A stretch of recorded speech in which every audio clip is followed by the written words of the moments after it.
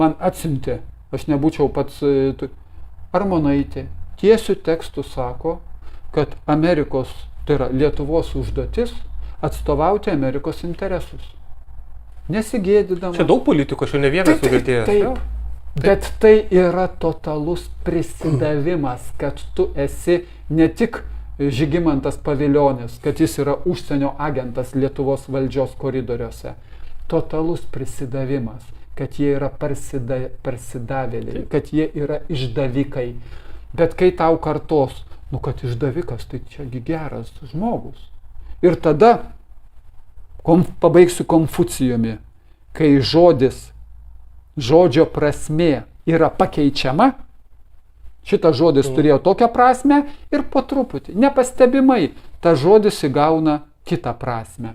Kai žodžio prasmė yra pakeičiama, tai tautos praranda laisvę. Prieš 2,5 tūkstančio metų pasakė.